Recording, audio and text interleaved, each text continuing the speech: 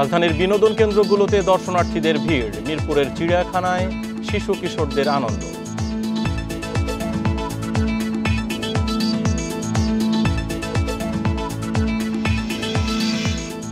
ঈদের ছুটিতে ফাঁকা রাজধানীর প্রধান সড়ক, নগরীর নিরাপত্তায় গুরুত্বপূর্ণ পয়েন্টে পুলিশের চেকপোস্ট।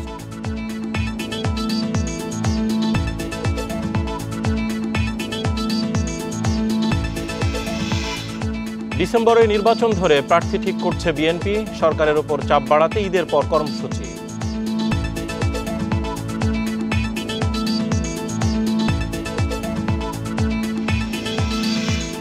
নরসিংদীর পলাশে দুই ভাইকে হত্যার ঘটনায় আটক ৩, পরিস্থিতি নিয়ন্ত্রণে অতিরিক্ত পুলিশ মোতায়েন।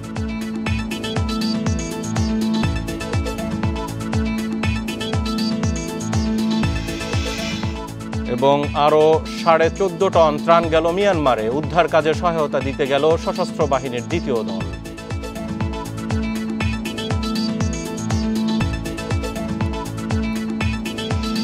বান্ডেল থাকলে প্রতি সেনমানিতে টাকা বাঁচবে।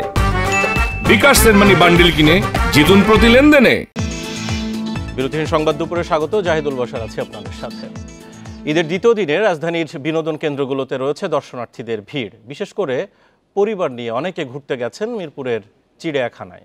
দর্শনার্থীদের একটি বড় অংশ শিশু, কিশোর কিশোরীদের সংখ্যা উল্লেখযোগ্য। কেউ এসেছেন পরিবারের সঙ্গে, কেউ বা বন্ধু বান্ধবের সঙ্গে। গাছের ছায়ায় ঘুরে ঘুরে বিভিন্ন প্রজাতির প্রাণী ও পাখি দেখছেন দর্শনার্থীরা। বর্তমানে চিড়িয়াখানায় বাঘ, ভাল্লুক, হরিণ, সিংহ, বানর সহ ১৩৬ প্রজাতির ৩,০৩৪টি প্রাণী ও পাখি রয়েছে, জানিয়েছে কর্তৃপক্ষ। সকাল ৯টা থেকে সন্ধ্যা ৬টা পর্যন্ত খোলা থাকবে চিড়িয়াখানা। এদিকে রাজধানীর আগারগাঁওয়ে চলছে ঈদ মেলা, শতাধিক প্রয়োজনীয় পণ্যের পসরা নিয়ে এসেছেন বিক্রেতারা। ঈদ উল ফিতর উপলক্ষে এখানে বিশেষ মেলার আয়োজন করেছে ঢাকা উত্তর সিটি কর্পোরেশন। মেলা চলবে বিকেল ৫টা পর্যন্ত।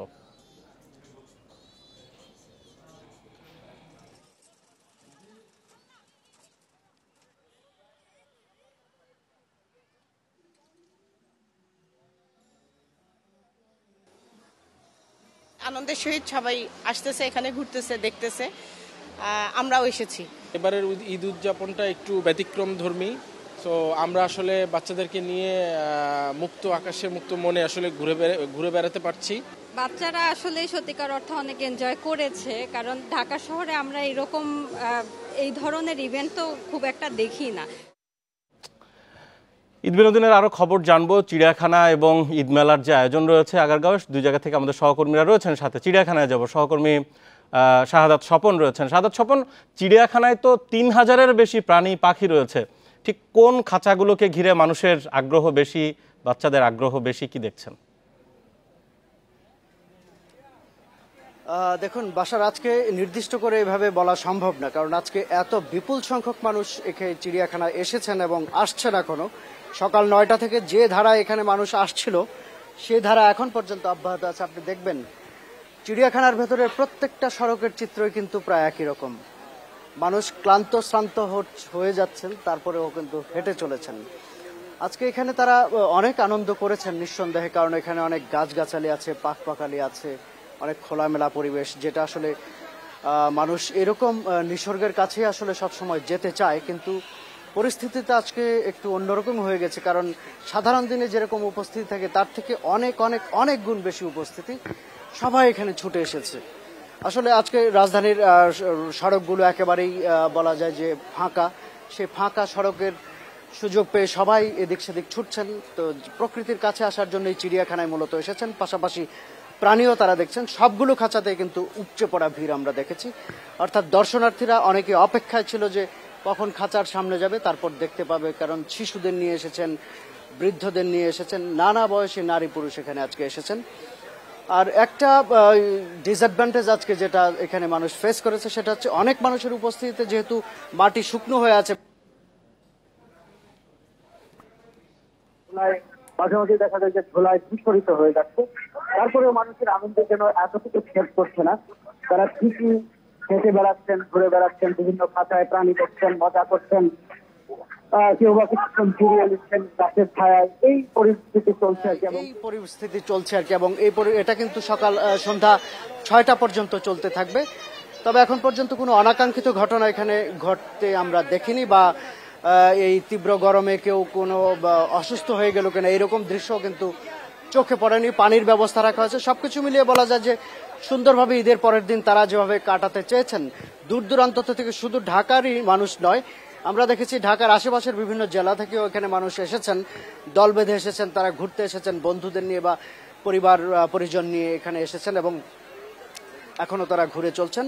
তাদের এই আনন্দ সন্ধ্যা 6টা পর্যন্ত বাংলাদেশ জাতীয় চিড়িয়াখানায় কিন্তু অব্যাহত থাকবে। বাসার এই ছিল আমার কাছ থেকে বাংলাদেশ জাতীয় চিড়িয়াখানার এ পর্যায়ের শেষ খবর। জি স্বপন, আপনি থাকুন চিড়িয়াখানা। আমরা একটু আগারগাঁওয়ে আসবো। আদিলুর রহমান রয়েছেন। আদিলুর, এবার আগারগাঁও থেকেই মূলত সবচেয়ে নতুন যে আয়োজন, এই ঈদকে কেন্দ্র করে ঈদ র্যালি বের হলো, নতুন জামাতের আয়োজন করা হলো, তারপরে ঈদ মেলা, আজকে দ্বিতীয় দিন, কি দেখছেন সেখানে?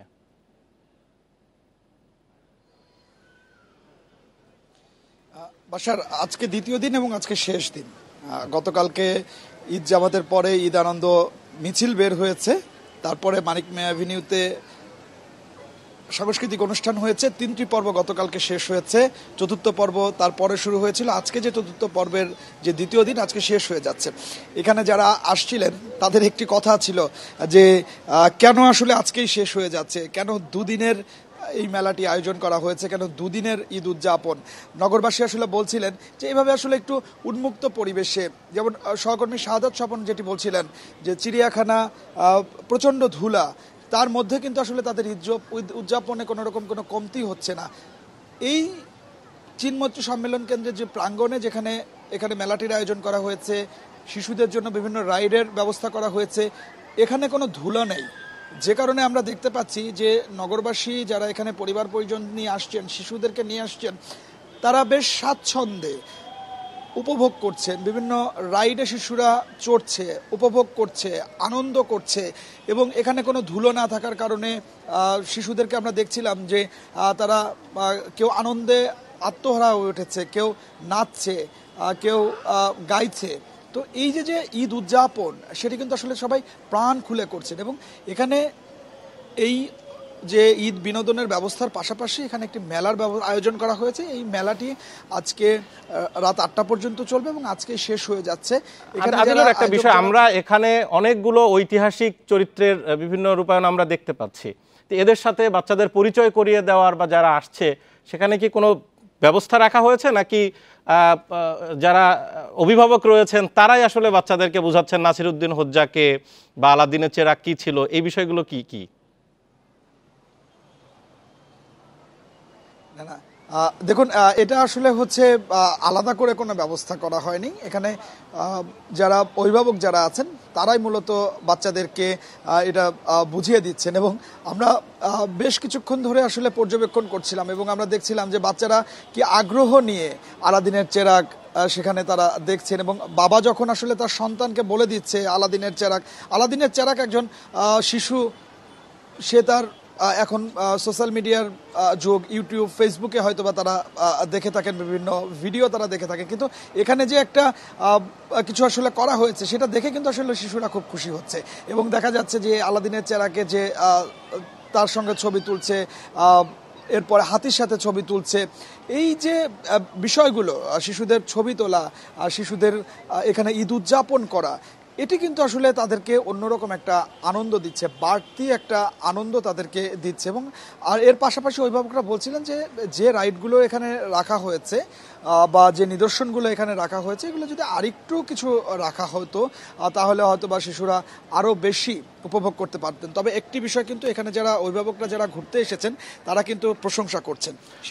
ছোট্ট করে, এই আয়োজন কি আগামীতে আবারও হবে? ডিএনসিসি কি বলে?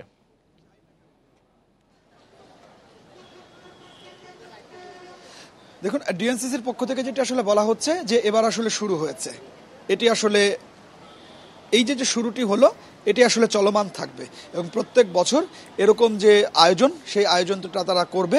ঈদ জামাত এখানে হবে, ঈদ জামাতের পরে র্যালি হবে, এখানে ঈদ বিনোদন হবে, এখানে ঈদের মেলা হবে। এবার যেটি হয়েছে সেটি প্রাথমিকভাবে ছোট পরিসরে হয়েছে, তবে এর পরবর্তী বছরগুলোতে এইখানে আরও বড় পরিসরে, আরও বড় কোনো জায়গায় এরকম আয়োজন সিটি কর্পোরেশনের পক্ষ থেকে করতে চায়। এবং একটি বিষয় কিন্তু আপনাকে না বললেই নয়, সেটি হচ্ছে যে এখানে যারা আসছেন, ঘুরতে আসছেন, তারা কিন্তু একদম বিনামূল্যে শিশুরা এই রাইডগুলোতে উপভোগ করতে পারছেন, এখানে ঘুরতে পারছেন এবং একই সাথে এখানে যে মেলার আয়োজন করা হয়েছে, এই মেলায় যে স্টলগুলো দেওয়া হয়েছে সেই মেলার স্টলগুলোও কিন্তু আসলে বিনামূল্যে। এবং এখানে যারা বিক্রেতা আছেন তাদেরকে নির্দেশনা দেওয়া হয়েছে যে যেহেতু তাদের স্টলে কোনো টাকা দিতে হচ্ছে না, সেক্ষেত্রে তারা যেন আসলে দামের ক্ষেত্রে কম দাম রাখেন, মূল্যটাই কমিয়ে দেন। তো এবং বিক্রেতারাও বলছিলেন যে তারা এবছর যে পরিমাণ বিক্রি এখানে হয়েছে এবং গতকালকে যে পরিমাণ মানুষ এখানে এসেছেন, বিক্রেতারাও খুশি এবং যারা এখানে ঘুরতে আসছেন প্রত্যেকে খুশি এবং প্রত্যেকে বলছেন এক অন্যরকম ঈদ উদযাপন করছেন। আদিলুর রহমান আপনাকে এবং সাদাত শবনম আপনাদেরকে ধন্যবাদ। ঈদ আনন্দ উদযাপনের খবর জানাচ্ছিলেন সহকর্মীরা। ঈদের ছুটিতে শিশু কিশোরদের উপচে পড়া ভিড় বিনোদন কেন্দ্রগুলোতে, চিড়িয়াখানা, শিশু পার্ক ও বিভিন্ন দর্শনীয় স্থানে বড়দের সঙ্গে নিয়ে ঘুরতে দেখা গেছে তাদের। এসব বিনোদন কেন্দ্রে শিশু কিশোরদের আনন্দ উল্লাস চোখে পড়ার মতো। যমজ দুই ভাই গোল্টু আর বিল্টু ঈদের ছুটিতে বাবার সঙ্গে ঘুরতে এসেছে চট্টগ্রাম চিড়িয়াখানায়। উৎসুক মন নিয়ে ছুটেছে এই খাঁচা থেকে ওই খাঁচায়। তাদের মতোই শিশু কিশোরদের ভিড়ে মুখরিত চিড়িয়াখানা। শিশুদের আনন্দ উল্লাসে খুশি বড়রাও। চিড়িয়াখানায় আসাটা আর সবকিছু দেখাটাই ভালো লাগছে। বানর দেখছি আর ময়ূর দেখছি। ঈদের দিনে 14,500 দর্শনার্থী ভিড় করে চিড়িয়াখানায়। ঈদের কয়েকদিনে এই সংখ্যা 70 থেকে 80,000 ছাড়িয়ে যাবে বলে আশা কর্তৃপক্ষের। আমাদের যেহেতু সফটওয়্যারের টিকিট আগের টিকিটের পরিবর্তে, সুতরাং মানুষ দ্রুতই টিকিট কাটে ভিতরে ঢুকতে পারতেছে, আর ভিতরে প্রচুর পরিমাণ সিকিউরিটির লোক আছে। লক্ষ্মীপুরে শিশু পার্ক সহ বিভিন্ন দর্শনীয় স্থানে দেখা গেছে শিশু কিশোরদের কোলাহল। নাগরদোলা ঘিরে কম বেশি সবার আকর্ষণ। নৌকা তুলছি, দোলনা তুলছি, তারপরে আরো অনেক জায়গায় উঠছি। আমরা বিভিন্ন জায়গায় ঘুরে দেখছি। আমরা দোলনায় উঠছি, ঘোড়ার স্পিডে উঠছি, ছবি টবি তুলছি। ঈদের দ্বিতীয় দিনে ভিড় বাড়ে খাগড়াছড়ির আলুটিলা, জেলা পরিষদ পার্ক সহ বিভিন্ন পর্যটন কেন্দ্রে। আমার ভাইয়ের সাথে আসছি, আমার এখানে অনেক ভালো লাগছে। ঘুরবো ফিরবো, খাবো দাবো। শিশুদের কোলাহলে মুখরিত বান্দরবনে নীলাচল সহ বিভিন্ন দর্শনীয় স্থান। Tanzil Hasnat, Independent News. ঈদ বিনোদনের খবর জানবো এবার ঢাকার বাইরে থেকে। কুয়াকাটার খাগড়াছড়ি থেকে সহকর্মীরা রয়েছেন। কুয়াকাটা সমুদ্র বিচে আছেন সহকর্মী ফরিদ উদ্দিন।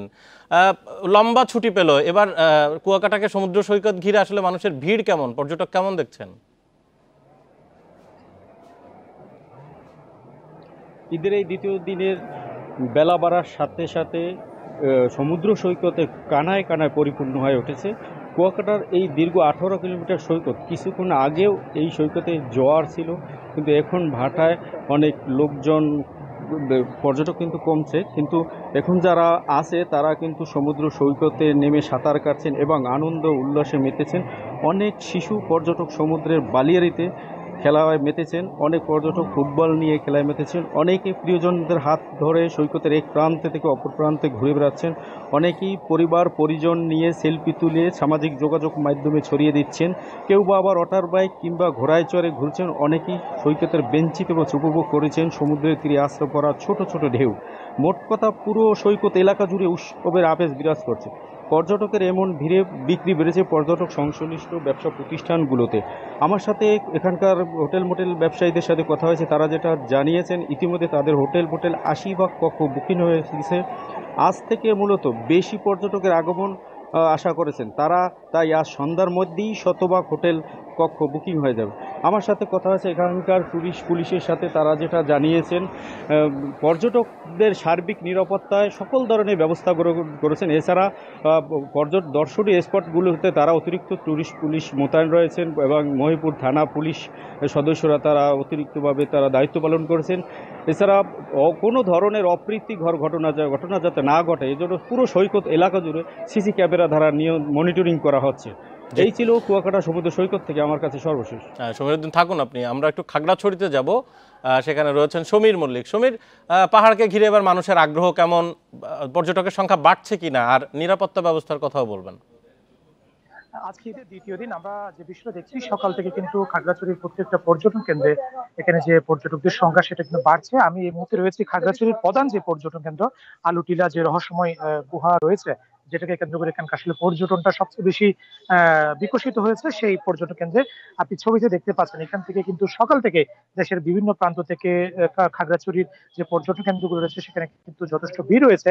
একেবারে সকাল 9টা থেকে আমরা দেখছি বিভিন্ন পর্যটন কেন্দ্রগুলোতে সেই ভিড়টা রয়েছে, এবং এই মুহূর্তে দুপুরবেলা হলেও কিন্তু এখানে কিন্তু পর্যটকদের যে সংখ্যা সেটিও বলা যায় যে বেশ উল্লেখযোগ্য সংখ্যা। ইতিমধ্যে সকাল থেকে 1000 থেকে প্রায় 2000 মতো পর্যটক ইতিমধ্যে খাগড়াছড়ির যে প্রধান পর্যটন কেন্দ্র আলুটে সেটা ভ্রমণ করেছে, এবং বেলা বাড়ার সাথে সাথে এই সংখ্যা কিন্তু আরো 4 থেকে 5 গুণ বাড়বে বলে এখানে আমাদেরকে জানিয়েছে। আপনি জানেন বিকেল বেলা যখন একটু রোদের তেজ একটু কমে আসবে সেক্ষেত্রে কিন্তু পর্যটন কেন্দ্রগুলোতে মানুষের যে আগমন সেটা অনেক বেশি বাড়বে। কিন্তু এই যে দুপুরের একদম তপ্তরোদ উপেক্ষা করে আমরা দেখছি যে পর্যটন কেন্দ্রগুলোতে যথেষ্ট ভিড় রয়েছে, এবং আলুটিলার যে প্রধান গেট রয়েছে সেখান দিয়ে কিন্তু প্রতিনিয়ত কিন্তু এখানে পর্যটকরা ভ্রমণ করছেন। এখন একই সাথে এখানে আলুটিলা, রিসাংজন্না, জেলা পরিষদ পার্ক সহ যে পর্যটন কেন্দ্রগুলো রয়েছে সেগুলোতে পর্যটকদের ভিড় লক্ষণীয়। তবে আরেকটা বিষয় আপনাকে জানিয়ে রাখতে পারেন, আপনি জানেন খাগড়াছড়ি থেকে যে পর্যটক আসে তাদের অধিকাংশ গন্তব্য থাকে সাজেক, কিন্তু আপনি জানেন গত 24শে ফেব্রুয়ারি সাজেক অগ্নিকাণ্ডের পরে সেবার অন্যান্য ঈদের তুলনায় এবারে কিন্তু পর্যটকদের যে সমাগম সেটা অনেকটাই বলা যায় যে কম হয়েছে। তবে খাগড়াছড়ির যে পর্যটন কেন্দ্রগুলো রয়েছে সেখানে পর্যটকদের নিরাপত্তার বিষয়টি টুরিস্ট পুলিশের পক্ষ থেকে দেখা হচ্ছে। টুরিস্ট পুলিশ আমাদেরকে জানিয়েছে তারা 3 স্তরের নিরাপত্তা কিন্তু এখানে তারা দিচ্ছে। বিশেষ করে তাদের কুইক রেসপন্স টিমও তারা রেডি রেখেছে, যেখানে পর্যটকরা হোটেল মোটেল থেকে শুরু করে কোনো পর্যটন কেন্দ্র যখনই তারা কোনো ধরনের সমস্যার সম্মুখীন হবে সেক্ষেত্রে টুরিস্ট পুলিশ দ্রুত রেসপন্স করতে পারে, সেজন্য তারা কুইক রেসপন্স টিম তারা কিন্তু ব্যবস্থা রেখেছে। এবং প্রত্যেকটা পর্যটন কেন্দ্র টুরিস্ট পুলিশের পাশাপাশি জেলা পুলিশের পক্ষ থেকে পর্যাপ্ত নিরাপত্তা ব্যবস্থা নেওয়া হয়েছে, এবং প্রশাসনের পক্ষ থেকে বলা হয়েছে খাগড়াছড়িতে ভ্রমণের ক্ষেত্রে নিরাপত্তার কোনো সংখ্যা নেই, এবং পর্যটকরা এখানে যে পর্যটন কেন্দ্রগুলো রয়েছে সেখানে তারা ঈদ আনন্দ তারা উপভোগ করছে। এই ছিল আলুটিলা থেকে ঈদ আনন্দ সবশেষ। ঈদের দ্বিতীয় দিনে পর্যটন কেন্দ্রগুলোতে ভিড় বাড়ছে, খবর জানাচ্ছিলেন সহকর্মীরা। ঈদের ছুটিতে প্রায় ফাঁকা রাজধানীর প্রধান সড়কগুলোতে নেই যানবাহনের চাপ ও হর্নের শব্দ দূষণ। সহজেই গন্তব্যে যেতে পারছেন যাত্রীরা। নগরীর নিরাপত্তা নিশ্চিতে গুরুত্বপূর্ণ পয়েন্টে চেকপোস্ট ও টহল পরিচালনা করছে আইনশৃঙ্খলা বাহিনী। ঈদের ছুটিতে রাজধানী অনেকটাই ফাঁকা, বিভিন্ন মোড়ে নেই চিরচেনা যানজট। ঈদের দ্বিতীয় দিন সকালে বেশিরভাগ সড়কেই অল্প কিছু ব্যক্তিগত গাড়ি আর 3 হুইলার চলাচল করেছে। সড়কে ছিল না তীব্র হর্নের শব্দদূষণ।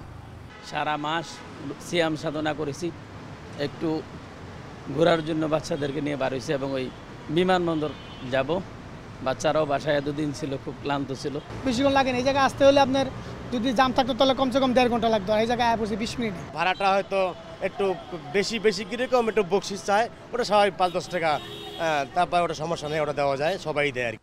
যাত্রী কম থাকায় সড়কে নগর পরিবহন চলাচলও কম। রাজধানীর গলির রাস্তাগুলো ছিল ফাঁকা। যাত্রী কম মেলায় মোড়ে মোড়ে অপেক্ষায় দেখা গেছে সিএনজি ও মোটরসাইকেল রাইডারদের।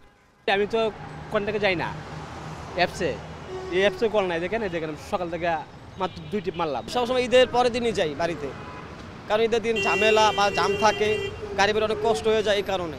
অনেকটাই ফাঁকা মহানগরীতে চুরি ছিনতাই সহ অপরাধ রোধে টহল বাড়িয়েছে র্যাব, ছিল চেকপোস্ট। ডাকাতি প্রতিরোধে নেওয়া হয়েছে বিশেষ ব্যবস্থা। 24 ঘন্টা ডিউটি পালন করছি। চেকপোস্টে মেইনলি আমরা দেখি কোনো অবৈধ অস্ত্র, মাদক অথবা সন্ত্রাসী, যেহেতু এখন ঢাকা শহর ফাঁকা, যাতে কোনো দুর্ঘটনা না ঘটে, সেই জন্য আমরা চেকপোস্ট পরিচালনা করি। ঈদের দিন থেকে রাজধানী জুড়ে বিশেষ টহল কার্যক্রম পরিচালনা করছে ডিএমপি। ঈদের রাতে রাজধানীতে ছিল 200-রও বেশি টহল। 232টি পেট্রোল টিম, 16টি ফুড পেট্রোল টিম, 68টি চেকপোস্ট, 19টি বিভিন্ন পিকেট এবং অন্যান্য ডিউটি মিলে মোট 335টি টিম আমার এই মুহূর্তে কিন্তু কাজ করছে। আমরা চেষ্টা করছি আমাদের যে জনবল এবং লজিস্টিক্স রয়েছে সেগুলো পূর্ণাঙ্গ ব্যবহারের মাধ্যমে নগরবাসীকে পুলিশ সেবা দেওয়ার জন্য। রাজধানীর নিরাপত্তা নিশ্চিতে থানা পুলিশের পাশাপাশি সাদা পোশাকে কাজ করেছে গোয়েন্দা police. Arafatur Rahman, independent news, Dhaka. সুনির্দিষ্ট রোডম্যাপ না এলেও ডিসেম্বরে এই নির্বাচন ধরে মাঠে নামছে বিএনপি। 300 আসনে প্রার্থী ঠিক করতে নেওয়া হচ্ছে তৃণমূলের মতামত। পাশাপাশি দ্রুত নির্বাচন প্রশ্নে অন্তর্বর্তী সরকারের উপর চাপ বাড়াতে ঈদের পর আসছে কর্মসূচি, জানাচ্ছেন কেন্দ্রীয় নেতারা। ছাত্র জনতার গণঅভ্যুত্থানে শেখ হাসিনা সরকারের পতনের পর জাতীয় নির্বাচনে সর্বোচ্চ গুরুত্ব দিচ্ছে বিএনপি। ভোটের মাঠের ছক সাজাচ্ছে হাইকমান্ড। তৃণমূলে প্রাণ ফেরাতে ভার্চুয়ালি যুক্ত হয়ে জেলা উপজেলার নেতাকর্মীদের সঙ্গে মতবিনিময় করছেন বিএনপির ভারপ্রাপ্ত চেয়ারম্যান তারেক রহমান। এই নির্বাচন বাংলাদেশের যে কোনো নির্বাচনের থেকে অনেক কঠিন নির্বাচন হতে যাচ্ছে। নিজ নিজ আসনে সক্রিয় মনোনয়ন প্রত্যাশীরা। যাচাই বাছাই শেষে 3 থেকে 5 জন সম্ভাব্য প্রার্থীর নাম যাবে কেন্দ্রে। একটা ব্যালেন্স করা হবে যে সংগঠন যারা দায়িত্বে থাকবে হয়তো তারা সংগঠন নিয়ে থাকুক, যারা এমপি ক্যান্ডিডেট হবে তারা যাতে তাদের ভূমিকাটা যথাযথ রাখতে পারে। সেই ক্ষেত্রে মনে হয় যে এরকম একটা চিন্তা ভাবনা হয়তোবা থাকতে পারে দলের মধ্যে। কেন্দ্রীয় নেতারা বলছেন মনোনয়নের ক্ষেত্রে এক নেতার এক পদ বিষয়টি মাথায় রাখা হবে। প্রাধান্য পাবেন বিগত দিনে আন্দোলন সংগ্রামে রাজপথে থাকা নেতারা। বিএনপি একটা আসন 4 জন করে প্রার্থী প্রস্তুত আছে যারা ইকুয়ালি স্ট্রং।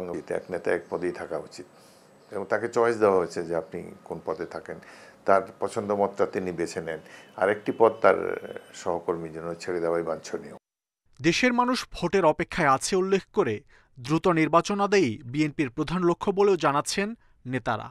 সরকার যদি এরই মধ্যে দিন তারিখ ঘোষণা না করে আমরা জনগণকে সঙ্গে নিয়ে এই দাবিতে আমরা আবার মাঠে যাব। তবে মাঠে গিয়ে কী প্রকার কী পদ্ধতির আন্দোলন হবে সেটা এখনও আমরা ঘোষণা করিনি। আমরা ঘোষণা করব পরিস্থিতির উপরে নির্ভর করে। দ্রুত নির্বাচন আদায়ে সমমনা রাজনৈতিক দলগুলোকেও পাশে চাইছে বিএনপি। প্রায় 20 বছর ক্ষমতার বাইরে থাকা বিএনপির নেতাদের দাবি রাজনৈতিক পট পরিবর্তন হলেও দেশে এখনও পুরোপুরি গণতন্ত্র ফিরে আসেনি। তাই মানুষের ভোটাধিকার ও গণতন্ত্র ফিরিয়ে আনতে দ্রুত অবাধ ও নিরপেক্ষ ভোটের প্রয়োজন। মাহমুদ শরীফ, ইন্ডিপেন্ডেন্ট নিউজ, গুলশান, ঢাকা। নরসিংদীর পলাশে গণপিটুনির প্রতিবাদ করায় 2 ভাইকে হত্যার ঘটনায় 3 জনকে আটক করেছে পুলিশ। ঘটনার পর গ্রেপ্তার আতঙ্কে প্রায় পুরুষশূন্য ভাগদী এলাকা। অপ্রীতিকর ঘটনা এড়াতে এলাকায় অতিরিক্ত পুলিশ মোতায়েন করা হয়েছে। পলাশ উপজেলার কর্তেতল গ্রামে নেমেছে শোকের ছায়া। আশরাফ উদ্দিনের বাড়িতে শোক সন্তপ্ত পরিবারকে সান্ত্বনা দিতে ভিড় করছেন প্রতিবেশী ও স্বজনরা। স্থানীয় এক তরুণকে পেটানোর প্রতিবাদ করতে গিয়ে সোমবার রাতে খুন হন এ বাড়ির 2 ছেলে সাকিব ও রাকিব মিয়া। স্থানীয়রা জানান, কর্তেতল এলাকার হিমেল নামের একজনকে সোমবার সকালে চোর সন্দেহে পিটুনি দেয় পার্শ্ববর্তী ভাগদি এলাকার কিছু লোক। ঘটনার প্রতিবাদ জানাতে সন্ধ্যার পর ভাগদিতে যান রাকিব, সাকিব সহ কয়েকজন। সেখানে কথা কাটাকাটির এক পর্যায়ে সাকিব ও রাকিবকে পিটিয়ে ও কুপিয়ে আহত করা হয়। হাসপাতালে নেয়ার পথে মৃত্যু হয় তাদের। 2 ছেলেকে বাঁচাতে তাদের বাবা মা গেলে তাদেরকেও পিটিয়ে আহত করা হয়। আমরা চোর দেখতে তো সবাই যাই, আমরা গেছি চোর দেখতে। তো ওর চাচার মতো দেখা যায় বইলা ও গেছিল আটকাইতে। তারপরে রাকিব গেছিল আটকাইতে। তারপরে ওরে অনেকে মারধর করছে। তবে পূর্ব শত্রুতার জেরে হত্যাকাণ্ড বলে দাবি নিহতের পরিবারের। আমরা কইছি আমার 2টা ছেলে জীবন ভিক্ষা দেন, আপনারা মেডিকেল নিয়ে যাবো হাসপাতাল, দিল না স্যার, মাইরা লাগবে। হত্যার ঘটনায় 2 গ্রামে বিরাজ করছে উত্তেজনা। গ্রেপ্তার আতঙ্কে প্রায় পুরুষশূন্য ভাগদি গ্রাম। পরিস্থিতি নিয়ন্ত্রণে সতর্ক অবস্থানে আছে পুলিশ, জানালেন নরসিংদীর এসপি। 2টি গ্রাম পার্শ্ববর্তী একেবারে, এখন তাদের মধ্যে একটা মনোমালিন্য সৃষ্টি হয়। পরবর্তীতে এরকম একটি ঘটনার উৎপত্তি হয়েছে বলে আমরা এখন পর্যন্ত প্রাথমিকভাবে নিশ্চিত হয়েছি। তো এর মধ্যে আরও কোনো ইন্টারনাল বিষয় আছে কিনা সেটা আমরা খতিয়ে দেখছি। হত্যার প্রকৃত কারণ ও জড়িতদের চিহ্নিত করতে তদন্ত শুরু করেছে পুলিশ। Independent news. 5 এপ্রিল ঢাকায় আসছে আইএমএফ-এর দল। 6 এপ্রিল থেকে টানা 2 সপ্তাহ বিভিন্ন সরকারি দপ্তরে বৈঠক করবে। অর্থ মন্ত্রণালয় জানিয়েছে, আলোচনার মূলে রয়েছে ঋণের 4র্থ ও 5ম কিস্তির অর্থ ছাড়। অর্থ বিভাগ, এনবিআর, বিদ্যুৎ বিভাগ, বিদ্যুৎ উন্নয়ন বোর্ড, এনার্জি রেগুলেটরি কমিশন, জ্বালানি ও খনিজ সম্পদ বিভাগের সঙ্গে বৈঠকের কথা রয়েছে। বৈঠক শেষে 17 এপ্রিল প্রেস ব্রিফিং করবে সফররত আইএমএফ-এর দল। দলটি 6 এপ্রিল এবং 17 এপ্রিল বৈঠক করবে অর্থ উপদেষ্টা সালেউদ্দিন আহমেদের সঙ্গে। $470 কোটি ঋণ কর্মসূচির 4র্থ কিস্তি পেতে প্রথমবার হোঁচট খেয়েছে বাংলাদেশ। এ দফায় তা থেকে উত্তরণ ঘটাতে পারে। এজন্য ভর্তুকি কমানো, বিদ্যুতের দাম বাড়ানো, মুদ্রা বিনিময় হার বাজারের ওপর ছেড়ে দেওয়ার মতো অজনপ্রিয় সিদ্ধান্ত নিতে হবে বাংলাদেশকে।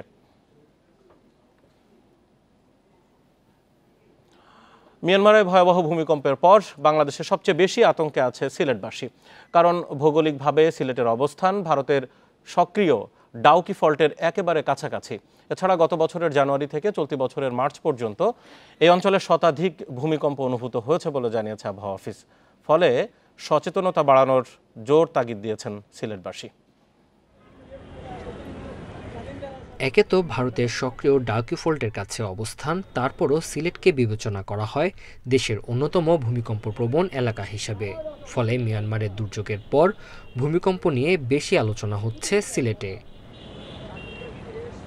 বিশেষজ্ঞরা বলছেন সতর্ক থাকলে ক্ষয়ক্ষতি কমানো যায়, তাই বিল্ডিং কোড মেনে ভবন নির্মাণের তাগিদ তাদের। এমন একটা অথরিটি দরকার যারা বিল্ডিং কোড মেনে বিল্ডিং হচ্ছে কিনা সেটা তদারকি করবে। আমরা এখান থেকে বিল্ডিং আমাদের অ্যাপ্রুভ হয়, কিন্তু এটার কিন্তু সুপারভিশনের তদারকি আর হয় না। এটার সেই রকম শক্তিশালী প্রতিষ্ঠান আমাদের এখানে নেই। ভূমিকম্প সহনীয় নয় এমন ঝুঁকিপূর্ণ ভবনের তালিকা করেছে সিলেট সিটি কর্পোরেশন। চুক্তিপত্র যদি থাকার পরে কিন্তু আমাদের ইয়েটা অনুমোদন হয়, আদারওয়াইজ আমরা তাদেরকে অনুমোদন দিই না। আপাতত আমাদের এই নিয়মেই নতুন বিল্ডিংগুলো যাতে স্ট্রাকচারালি ভূমিকম্প প্রবণ এলাকা হিসাবে আর্থকোয়েক ফ্লোর ডিজাইন করে যাতে ডিজাইনটা করে। এদিকে ফায়ার সার্ভিস বলছে নিয়মিত প্রশিক্ষণ দিয়ে দক্ষ কর্মী গড়া হয়েছে, যারা দরকার হলে বিপদে সবার পাশে দাঁড়াবে। হয়তো ভূমিকম্প একটু বেশি হতে পারে, এই জন্য তাদের সহায়তা করার জন্য হেলিকপ্টার কীভাবে নামবে, কোথায় নামবে, এই জন্য সেনাবাহিনী 2টি হেলিপ্যাড, স্টেডিয়াম, তারপরে স্কুল, একটি স্কুল বড় মাঠ 2টো আছে। এছাড়াও আমরা উপজেলা পর্যায়ে আমরা একটা নীল নকশা আমরা ডিপার্টমেন্টকে দিয়েছি। চলতি মাসে সিলেটে অন্তত 4 বার ভূমিকম্প অনুভূত হয়েছে বলে জানিয়েছে সিলেট আবহাওয়া অফিস। আতঙ্কিত না হয়ে সম্ভাব্য দুর্যোগ সম্পর্কে সচেতন হওয়ার আহ্বান জানিয়েছেন আবহাওয়াবিদরা। Independent news. চট্টগ্রামে হাতি ও মানুষের দ্বন্দ্ব যেন থামছেই না। সন্ধ্যা নামলেই হাতির আতঙ্কে থাকে মানুষ। কর্ণফুলী ও আনোয়ারায় হাতির হামলায় ঘটছে প্রাণহানির ঘটনাও। বন বিভাগ বলছে আবাসস্থল ধ্বংস, খাদ্য সংকটের কারণেই লোকালয়ে হানা দিচ্ছে হাতি। দ্বন্দ্ব নিরসনে সচেতনতা বৃদ্ধি ও হাতির আবাসস্থল তৈরিতে জোর বন্যপ্রাণী বিশেষজ্ঞদের। 7 বছর ধরে এভাবেই চট্টগ্রামের কর্ণফুলীর এবং আনোয়ারার বৈরাগ, বারখাইন, বটতলী ও বারসাত ইউনিয়নে তাণ্ডব চালাচ্ছে হাতির দল। বসতবাড়ি, প্রতিষ্ঠান সহ সব স্থানে হানা দিচ্ছে তারা। বন বিভাগের তথ্য মতে চলতি বছর 3 জন সহ 6 বছরে হাতির আক্রমণে মারা গেছে 19 জন, আহত 4 শতাধিক। এই পরিস্থিতিতে বিকেল থেকে রাত পর্যন্ত হাতি আতঙ্কে থাকছে এই জনপদের বাসিন্দারা। মাঝে মধ্যেই মুখোমুখি হয় হাতি ও মানুষ। এখানে প্রতিদিন সন্ধ্যা 5টার পর থেকে মানুষে একটা আতঙ্কতে থাকে, কারণ কাকে কোন দিকে আক্রমণ করে। হাতিগুলো আসে অন্য অনেকগুলো ফারার প্রতিবেশীকে নষ্ট করতেছে, কেমন করে আমরা থাকবো এখানে। আবাসস্থল ধ্বংসের কারণেই হাতি লোকালয়ে হানা দিচ্ছে বলছে বন বিভাগ। হাতির উৎপাত ও ক্ষয়ক্ষতি কমাতে নানা উদ্যোগের কথা জানিয়েছে প্রশাসন। 5টি এলিফ্যান্ট রেসপন্স টিম গঠন করা হয়েছে, যারা গ্রামবাসীকে সচেতন করে তুলছে, একই সাথে বিভিন্ন মতামত গড়ে তুলছে যে কীভাবে হাতি মানুষের দ্বন্দ্বটা নিরসন করা যায় এবং একই সাথে মানুষের সুরক্ষা এবং হাতির সুরক্ষা প্রদান করা যায়। হাতির আবাসস্থল স্থানান্তর অবাস্তব বলছেন বন্যপ্রাণী বিশেষজ্ঞরা, বরং হাতির আবাসস্থল সংরক্ষণের তাগিদ তাদের। সারা রাত সে এদিক ওদিক মুভ করবে, ভোরবেলা সে ঢুকে যায়, তাহলে মানুষ যেন ঘরে থাকে। মানুষ যদি ঘরের ভিতরে মানুষ যদি বের না হয়, তাহলে কিন্তু হাতি আর মানুষের ক্ষতি করার কোনো সুযোগ নেই। সে সবই বুঝে, সে কিন্তু কোনো কিছু ভুলেও না। সে যখন দেখছে সে যেখানে নিরাপদে থাকতো ওই জায়গাটা কিন্তু কেটে ফেলতেছে, গাছ কেটে ফেলতেছে, তো এই জায়গাতে তার ধ্বংস হয়ে যাচ্ছে। সে খুব অ্যাগ্রেসিভ। কিন্তু হাতির তাণ্ডবে হতাহত ও ক্ষতিগ্রস্তদের এ পর্যন্ত 2,15,00,000 টাকা ক্ষতিপূরণ দিয়েছে বন বিভাগ। Abdullah Rakib, independent news, Chattogram. Muslin কাপড়ের ইতিহাস ছোঁয়ার আশা গবেষকদের। ইতিহাস ঘেঁটে দেখা যায় সর্বোচ্চ 800 কাউন্ট মিহি সুতা দিয়ে মসলিন কাপড় তৈরি করা হয়েছিল। আর এদেশের গবেষকরা এখন পর্যন্ত পৌঁছেছেন 756 কাউন্ট পর্যন্ত। আর একটু চেষ্টা করলেই ফিরে আসবে মসলিনের শীর্ষ গৌরব, দাবি গবেষকদের। ইউরোপের শিল্প বিপ্লব টেক্সটাইল শিল্পে যন্ত্রের ব্যবহার ও ব্রিটিশদের নিপীড়নের কারণে 1800 শতকে হারিয়ে যায় মসলিন শিল্প। তখন তাঁতিরা বাধ্য হয়ে অন্য কাজে নিয়োজিত হয়। 2014 সালে তাঁত বোর্ড ও একদল গবেষক মসলিন ফিরিয়ে আনতে কাজ শুরু করে। প্রথমে খোঁজা হয় হারিয়ে যাওয়া ফুটি কার্পাস তুলার মিহি সুতা। না পেয়ে ফুটি কার্পাস তুলা সংগ্রহ করে তৈরি হয় 300 কাউন্টের সুতা। সেই সুতা ভারত ও যুক্তরাজ্যের জাদুঘর থেকে শত বছরের পুরনো মসলিন কাপড়ের সুতার ডিএনএর সাথে মেলানো হয়। তারপর বোনা হয় মসলিন কাপড়। বলা হয়ে থাকে মসলিন তৈরির ফুটি কার্পাসের তুলা খুবই দুষ্প্রাপ্য জাতের একটি তুলো। কিন্তু গবেষকরা তাদের অনুসন্ধানে দেখেছে গাজীপুর সহ দেশের নানা জায়গায় আনাচে কানাচে পরিত্যক্তভাবে এই তুলা ফুটে থাকতে, কিন্তু কেউ তাদের চেনে না। 2020 সালে জিআই সত্ত্বের অনুমোদন পায় ঢাকাই মসলিন। 2022 সালে ঢাকাই মসলিনের পুনরুজ্জীবন ঘোষণা করা হয়। সমস্ত ঐতিহাসিক ডকুমেন্টই বলছে কাপাসিয়া হচ্ছে মেজর সেন্টার ছিল মসলিনের এই ফুটি কার্পাসের। আর বোটানিস্ট হিসেবে আমার আইডিয়া যে যেহেতু এটা কোনো সায়েন্টিস্ট করেনি তাইলে এটা বন জঙ্গলেই হতো। সেখানেই থেমে থাকেননি গবেষকরা। প্রথমে 300 থেকে 500, পরে 500 থেকে 756 কাউন্টের মিহি সুতা বের করে মসলিন তৈরি করেন। প্রায় 6 বছর ধরে এই কাজটা করতে হচ্ছে এবং এটা সুতা তুলার গাছ আবিষ্কার করা থেকে সুতা কাটা এই 300 কাউন্টের সুতা বানাতেই ট্রেনিং দিতেই 2 বছর লেগেছে। তারপরে এখন আস্তে আস্তে এটা 500 কাউন্ট 756 কাউন্ট পর্যন্ত আসছে। হিউম্যান হিস্ট্রিতে বলা হয় 800 কাউন্ট হচ্ছে হাইয়েস্ট কাউন্টের সুতা ছিল। ইভেন এটা হয়তো ছাড়াও দিতে পারে এরকম সুতাও। ইতিহাসে সবচেয়ে মিহি 800 কাউন্টের সুতায় বোনা মসলিনের খোঁজ পাওয়া যায়। গবেষকদের আশা শিগগিরই সেই ইতিহাস ছুঁয়ে ফেলবেন তারা। রিশাদ হুদা, ইন্ডিপেন্ডেন্ট নিউজ, ঢাকা। বিরতিহীন সংবাদ দুপুর আজ এই পর্যন্তই। এতক্ষণ সাথে থাকার জন্য সবাইকে ধন্যবাদ। ফেসবুক, ইউটিউব আর এক্স অ্যাকাউন্টে আরও সংবাদ দেখতে পাবেন।